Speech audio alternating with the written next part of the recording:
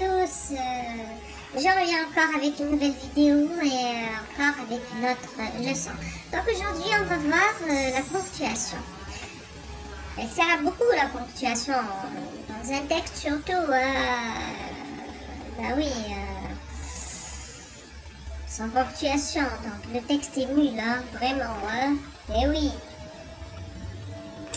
Donc la ponctuation sert à marquer, à l'aide de signes, les pauses et les inflexions de la voix dans la lecture, à fixer les rapports entre les prépositions et les idées. Je répète brièvement, donc la ponctuation sert à marquer, à l'aide de signes, les pauses et les inflexions de la voix dans la lecture, à fixer les rapports entre les prépositions et les idées. Ok? Les principaux signes de ponctuation sont, donc vous voyez par exemple là, les principaux signes de ponctuation sont, donc on met 2 points pour expliquer le reste. Ok?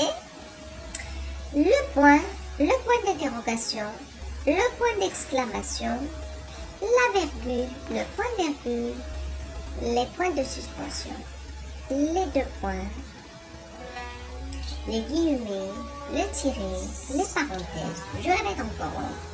Donc les principaux signes de ponctuation sont le point d'interrogation, le point d'exclamation, la virgule, le point virgule, les points de suspension, les 2 points, les guillemets, le tiret, les parenthèses. Donc, chaque signe sert à quelque chose dans le texte. Sert à quelque chose dans le texte. Ok.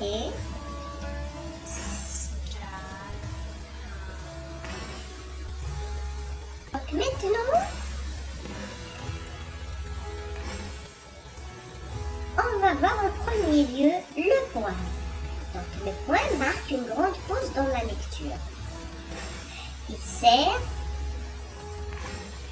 à indiquer la fin de la phrase. Donc il indique la fin de la phrase. Le point se met aussi après une abréviation. Exemple, je suis sorti hier. Monsieur. Le point d'exclamation se met après une interjection ou à la fin d'une phrase. Ou à la fin d'une phrase. Donc, il exprime la joie, la douleur, l'admiration. Exemple, c'est magnifique. C'est magnifique. Ah, bravo. C'est excellent. Vous voyez. Donc, dans chaque phrase, le point d'exclamation, ce qu'il exprime.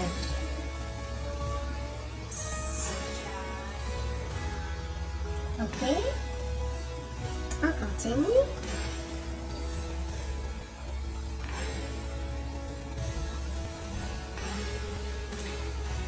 On a vu le point, maintenant on va voir la virgule. Elle sert à quoi aussi, hein? La virgule marque une petite pause dans la lecture. Elle sert à séparer dans une phrase les éléments semblables. Les éléments semblables. Exemple, je mange mon steak avec des carottes, du riz, des piments et des frites. Vous voyez?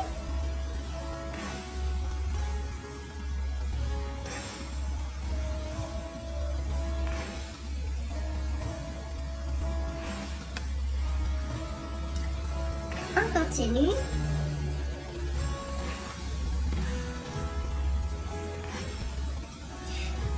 Maintenant, on va voir le point virgule.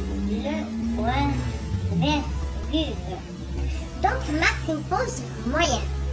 Marque une pause moyenne dans le texte. Il sert à séparer dans une phrase des propositions liées par le sens, les parties semblables ou les propositions d'une certaine longueur dont les éléments sont déjà séparés par des virgules.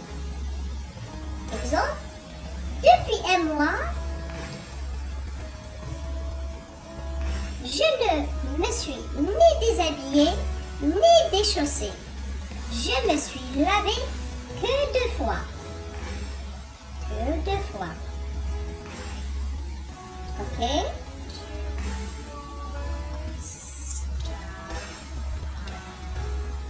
Le tiret. Le tiret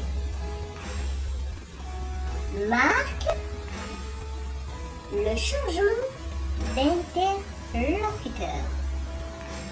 Donc, le tiret marque le changement d'interlocuteur. Je voudrais parler à Tawes. Un moment, CVP. Un moment, s'il vous plaît. Ok. Donc, le tiret marque le changement d'interlocuteur. Le changement d'interlocuteur. Ok, on continue.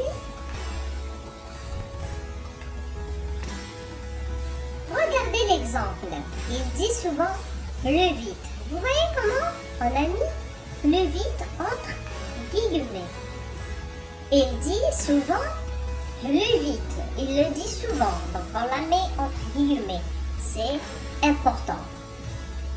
Parce qu'il le dit souvent, donc on le met entre guillemets.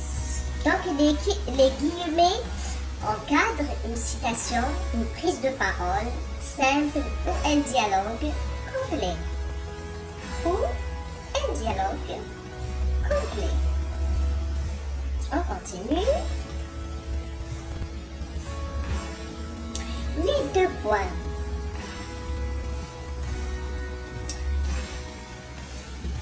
Annonce les paroles de quelqu'un. Annonce les paroles de quelqu'un. Les 2 points annoncent les paroles de quelqu'un. Une énumération, une explication, une justification. On va voir un exemple. Karima disait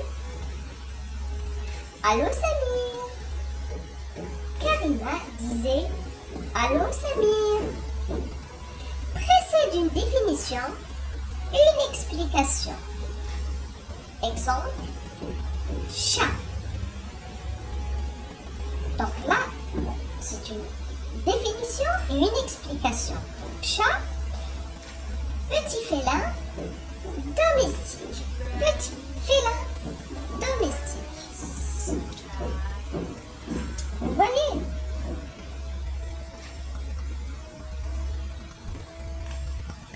Maintenant, on va voir les points de suspension.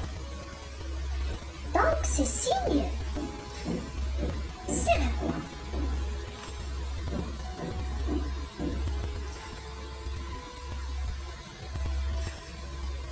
Indique que la phrase est inachevée. Marque une interruption causée par l'émotion, la surprise, l'hésitation ou un arrêt voulu dans le développement de la pensée pour mettre en relief certains éléments de la phrase. Messieurs et chers administrés, messieurs et chers admis, messieurs et chers.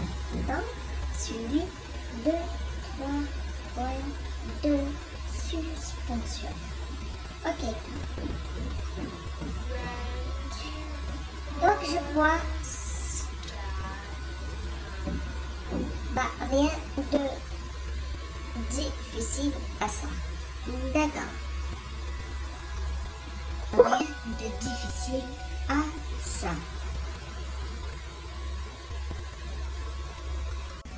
Donc maintenant, on continue avec les parenthèses. Les parenthèses. servent donc à isoler une idée, une réflexion qui pourrait être supprimée sans altérer le sens de la phrase. Oui, sans altérer le sens de la phrase. Voilà un exemple. Pour faire un bon enseignant, il y a enseignant et enseignant. C'est comme dans tout. Vous voyez? On a mis les parenthèses. La phrase continue. Il faut faire son métier avec amour et faire preuve d'être à la hauteur de son engagement. Mais c'est bien, par exemple, je peux supprimer donc la phrase entre parenthèses. Pour faire un bon enseignant, je dirais donc il faut faire son métier avec amour et faire preuve d'être à la hauteur de son engagement. Même si elle est supprimée, donc elle n'altère pas le sens de la phrase. Vous voyez? C'est pas comme les guillemets, c'est très important. Ok? Donc, pour faire un bon enseignant, il y a, entre parenthèses, j'ouvre la parenthèse, il y a enseignant et enseignant. C'est comme dans tout. Je ferme la parenthèse. Il faut faire son métier avec amour et faire preuve d'être à la hauteur de son engagement. Donc, il ne reste qu'à vous dire au revoir à la prochaine vidéo. Bye bye!